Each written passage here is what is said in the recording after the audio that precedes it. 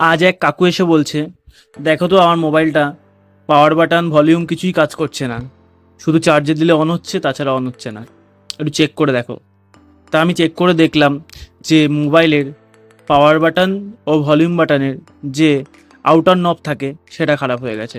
কাস্টমারকে বললাম এটা চেঞ্জ করে নাও, ঠিক হয়ে যাবে। আর একটা প্রবলেম ছিল যেটা কাস্টমার বলেনি, দেখলাম ডিসপ্লেটা পুরো নীল হয়ে গেছে, আস্তে আস্তে আরও বাড়ছে। কাস্টমারকে বললাম এখন চলছে চলুক, যখন প্রবলেম হবে ওটাও চেঞ্জ করে নিও।